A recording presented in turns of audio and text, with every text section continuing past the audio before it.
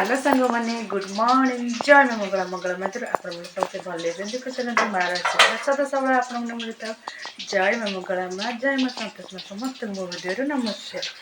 आज ब्लगटा आरंभ है 8:30 ठाकुर पूजा सैला चा पी सैला लुगा पटा भी आम शुक्ल ये बेडसीट जेहतु काली कही शशुर घर आसो पोई आसी मंजिया पोई ताकू चुंगुड़ी पड़ी भजा हो ये पचिदेवी चुंगुड़ी नहीं जाती 250 आपको माछ दुटा आनी जेहेतु मुझे शुक्रवार आइंस खाऊ ना से कि माछ पखाड़ देखा हम ये पोई पड़ी चुंगुड़ी राई हम पचिदेवी आसीगले मु सब करी ना हम तांकर मुझे पठेली ना तू कर जीरा सोच सिझे देती हाँ सोरिष पकई नड़िया तर ना सोरिष पकई हाँ आम जाए आइले भाजबे मुझे सर्ट भिडियो करी आपने एमती आम सहित कल दुख लगे कल भिडियो कल 9टार पोस्ट कली जमा गला नहीं प्रोसेसिंग रहीगला भाई मन दुखला सकाल उठला बेलू वीडियो अपडेट हो जाए डरी जाइए कौन है कौन ना ना बंद कर ना अलरेडी छाड़ी देती से टोटाल हो यूट्यूब तरफ भी कौन गोटे हाँ कि कौन होता आज ठाकुर भिडियोटा करमती कहबी ना केमती हम जाओ सर्ट भिडियो कर सी भाजतु आ पखाड़ खाइला मैंने सकाळ नास्ता करेंगे आसतु जल्दी जल्दी आसतु आम बेले मिडिल क्लास लोक मैंने ही जानती पखाड़ महत्व कौन पखाड़ को आगे एवं खाऊँ कि ना खाते जाने कि आगे जो भात रात जो रंधा हुए जो आलुटा भात जो पड़ी थाए सका जो रसुण नका गुंडा सोरिष तेल लुण पकई जो आलुटा दला हो बास्ना पूरा मस्त आज आमर से कर सामने आ गए मस्त देसी माछ छेचा आसन जल्दी जल्दी मुझे जानती ना आपण मान नाड़ गलैबन ना मोर तो मो पतिदेव नाड़ अलरेडी गलैला आपण मैंने जल्दी आसतु खाइए पखाड़ यही से दला आलू माछ चिंगुड़ी कंचा लंका धनिया पत्र रसुण सोरिष तेल लुण पड़ी गोटे माने छेचा माछ चिंगुड़ी छेचा ये पानी ये लुण पकईदे ये पतिदेव कि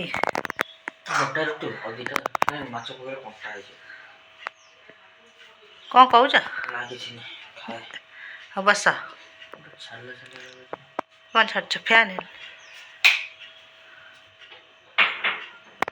सब लेट पतिदेव खाई कहे केमती देसी टोका देसी भात मैंने पखाड़ ना भात सांग मैंने सब मु सजाड़ी रखी आपण मैंने देखु खाली लुणटा पके भात खाइबे से मुह पूरा नाली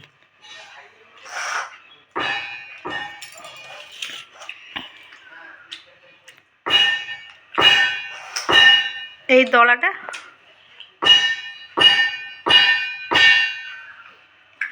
लुण पड़ो आ मुझे खाइबी आपण मैंने भी आसतु खाइबे कल कही ना आम घर आई देखते ये मंजिया पोई आपको चुंगुड़ी पकई राई हम सारू दीटा पड़ आलू दीटा पड़ सारू आलू पड़ी मंजिया पोई राई हम सोरिष देकी मु चुली रे करी आज फास्ट टाइम पे चुली रे जाऊँ करी जाऊ सब सजाड़ी छात पर नहीं जीवी देखु चुली रे आग पोई आलू सारू भाजी देती चुली रोसे छाड़ी गैस रोसे छाड़ी सामने फास्ट पोई आलू को भाजी दे इसके भाजी हो गले मसला कषी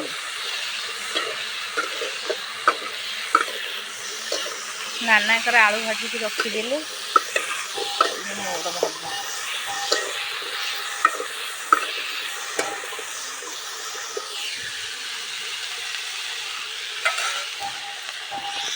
सामग्री जिन सब ସବୁ ସଜାଡ଼ିକି ନେଇଯାଇଛି।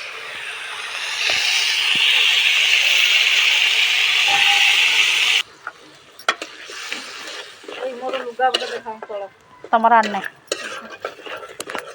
ମୁଁ ଜୁମ୍ କରିଦେଲି ବା। ଗୋଟାଏ ବେଳକୁ ହେଇପାରିବ କାହିଁକି ମୋର ଏଠି ସଇଲା କ'ଣ କେଇଟା ବି ଅଛି ଖୋଲାବେଳେ ଆଣିବି ନାଇଁ। ମାଛ ଭାଜି ଦେଇଛି ଚୁଙ୍ଗୁଡ଼ି ଖାଲି 10ଟା 46 ହେଇଛି।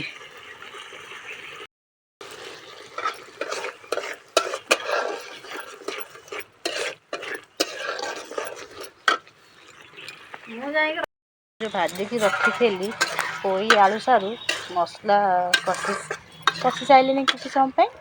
ତାପରେ ଏହାକୁ ପକେଇ କଷିଛି। ତା ପତ୍ର ଯାଉଛି କାଟିକି କଷି ପକେଇଦେବି। ଶାଗ ପକେଇ କଷିବି କିଛି ସମୟ ପାଇଁ ପାଣି ଦେଇଦେବି। ସୋରିଷ ବେଶୀ କଷିଲେ ପିତା। କିନ୍ତୁ ସତ କଥା ଚୁଲି ଗ୍ୟାସ୍ ଛାଡ଼ିଯିବ। ଯାଉ ବହୁତ ଖୁସି ଚୁଲିରେ ଜାଳ ଯେତିକି ଆଣନ୍ତି ମୁଁ ସବୁବେଳେ ଚୁଲିରେ ରୋଷେଇ କରନ୍ତି।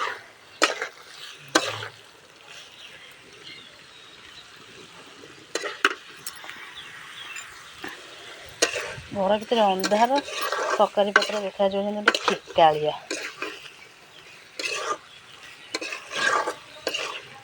ଆପଣ ମୋତେ ଏମିତି ଭଲ ପାଇବା ଦିଅନ୍ତୁ। ମୋ ଚୁଲିରେ କେତେ କେତେ ଯାହା ମୁଁ ଶିଖିକି କରିବି ଆପଣମାନଙ୍କ ସହିତ ସେୟାର କରିବି, ଆପଣମାନଙ୍କୁ ଦେଖେଇବି। ପାଣି ଦେଇ ସାରିଲେଣି? ହଁ ଯାହା କହିଲ ପାଣି ଦେଇ ସାରିଲିଣି। ନାନା ଘର ମୁଁ ସେଇଟା ବି ସେୟାର କରିବି ଯେ ଏଣିକି ଘୋରେଇଦେବା। ତାକୁ 5 ମିନିଟ୍ ଛାଡ଼ିଦେବା। ମୁଁ ଯାଇ ଚୁଙ୍ଗୁଡ଼ି ନେଇକି ଆସେ। ଝାଡ଼ାରେ ହେଲେ ଜଲଦି ରଖିଦି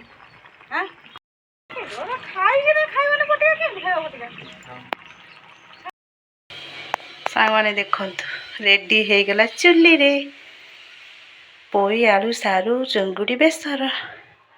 ବାସ୍ନା ତ ମସ୍ତ ହେଉଛି। ପତିଦେବ ଖାଇକି ଦେଖ ଛାତ ଉପରେ କଲର୍ କେମିତି ଦେଖାଯାଉଥିଲା, ଘର ଭିତରେ ଦେଖନ୍ତୁ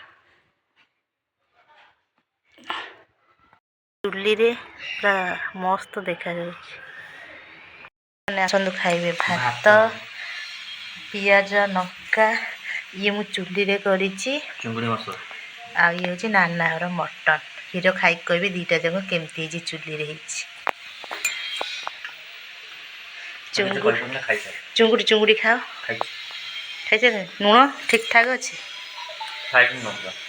ସାଇଡ଼୍ ଲୁଣ ପଡ଼ିବ। ଆଉ ମୁଁ ବି ଯାଉଛି ଖାଇବି। ମୁଁ ନିଜକୁ ସମ୍ଭାଳି ପାରୁନି, ଖାସ୍ କରି ଇଏ। ହଉ ପତିଦେବ ଖାଇଲେଣି, ମୁଁ ବି ଯାଉଛି ଖାଇବି। ଆପଣମାନେ ବି ଆସନ୍ତୁ ଜଲ୍ଦି ଜଲ୍ଦି ଖାଇବେ। ଏଇ ଜିନିଷଟା ବହୁତ ମସ୍ତ ହେଇଛି। ଇଏ ମଟନ୍ ବଢ଼ିଆ। ସାଙ୍ଗମାନେ ମୋର ପୁରା 3:30ରୁ ସବୁ କାମ ସରିଲା। ରୋଷେଇଠୁ ଖାଇବାଠୁ ମଜା ଧୁଆ।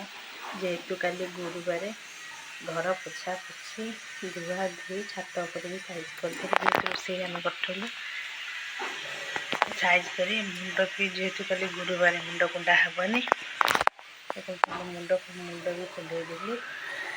ଶୁକ୍ରବାର ଗୁରୁବାର 2 ଦିନ ମୁଁ ମୁଣ୍ଡ କୁଣ୍ଡାଏନି ଯେହେତୁ ଓଷା ବାର କରିଛି। ସବୁ କାମ ସାରିକି ଲୁଗାପଟା ଏଠି ଭାଙ୍ଗିକି ଥୋଇଦେବି। ଯାଉଛି ଟିକେ ରେଷ୍ଟ ନେଇକି 5ଟା ବେଳକୁ ନିଦ ତ ହେବନି, ଖାଲି ଗଡ଼େଇ ହେବି।